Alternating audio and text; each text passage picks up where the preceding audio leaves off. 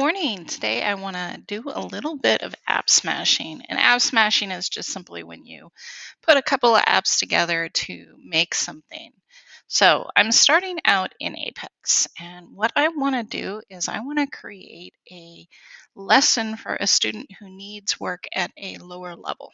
Okay, so I'm in US government and politics because this one has a lot of vocabulary, and it's one that it is a little higher level reading for students, okay?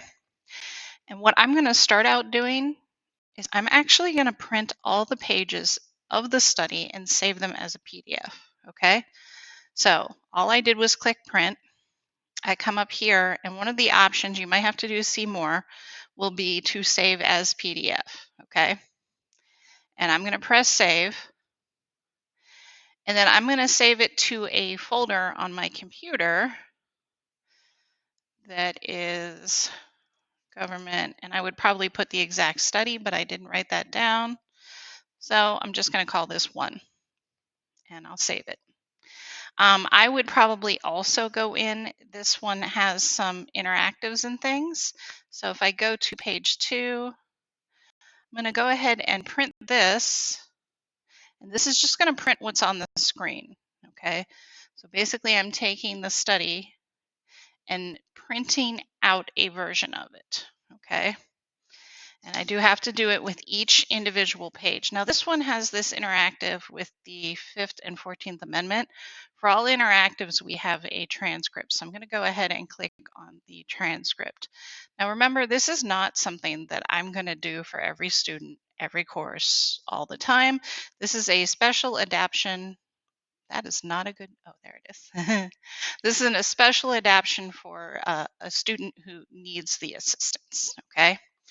And I'm not going to make you watch me do this entire process. So I'm going to go back, and it is 12 pages long. So I'm going to go back and print the 10 pages that remain, and I'll be back with you in a second.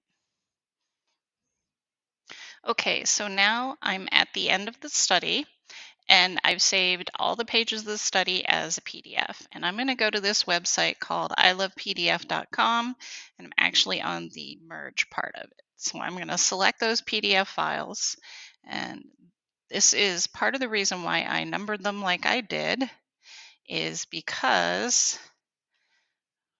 I'm going to hold down the shift key while I click, and it's going to highlight all of those. You could also just drag. And I'm going to order them A to Z. So that's going to put my pages in order for me. And that's why I did them the way I did. I'm going to go ahead and merge these. So the whole point of merging this is so I have one PDF. Okay. This is automatically going to go to my downloads as the first file name merged. And it's going to pop up in a PDF. And it's going to have all the pages of the study, including the transcripts, which I grabbed, for a student to review. I'm not done yet, though. Part of the reason why I did this was because I felt like the material on the screen would be too much for some students, okay? So I'm going to go ahead and close out of this, and I'm going to go to Magic Tools, okay? And I'm going to go to Student Support, and they're all there. It's just a matter of me narrowing it down. And I'm going to go to Text Leveler. And let's say that I have a student who's really struggling and they're reading at the 3rd grade reading level. I'm going to put this at the 3rd grade reading level, and I'm going to click attach, and I can upload a PDF here. So I'm going to go ahead, go to downloads, and get this download. It's called One Merged. And there it is, and it's attached. Now I'm going to generate a reading at the 3rd grade reading level, okay? So this is going to take all of that, condense it down to what a student actually needs to know. And of course, as a teacher, I'm going to go through this and look at it too and make sure that it works. Now, what I can do now is copy this, okay? There's an app I forgot to have open because I'm going to create a doc. By the way, I don't know if you saw that, but I have the shortcut to just type in go to a new doc, docs.new, okay? In case there's another shortcut for you. So I'm going to paste this in. as soon as it loads, which is oh so exciting to watch. Okay, paste that in. And now I have a little write-up about due process, right? I would probably title this something to do with the specific study, but now I'm going to go to File, and I'm going to go ahead and download it as a Word doc and save it. So now I have this. I could print it out for a student, but there's something else that I can do too, okay? And that is I can also go to student support. In addition to creating a text that is more their level, I can do two different things here. I can do a text scaffolder on the text that is at the higher level, or I can do the text scaffolder on this text that I created. So what the text scaffolder is it gives them some questions to help make sure that they're understanding it, okay?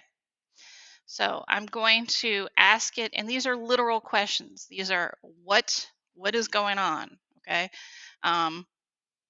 I'm going to do max. That way, if there's some I don't like, I can easily delete them. I'm going to go ahead, and I'm actually going to start with the original reading, okay? So that one merged. I'm going to click generate. And now I have vocabulary for that student and some very specific recall questions that I can give them along with this text, right? I could do the same thing with this shortened text as well. That's where you have to decide what should I be giving this student, right? So this is with this student, right? I'm going to go back, or with the text at the higher level, I'm going to go back and look at my text scaffolder. If I upload the Word document, Understanding Due Process in the United States, which is a significantly shorter document, okay?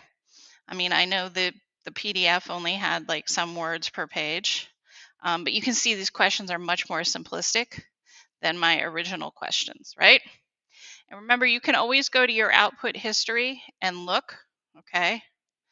So if I go here, I can see the questions on due process with the original text, and then with the text at a lower level, I can see the questions on due process, and it's definitely a little bit more simplistic, right?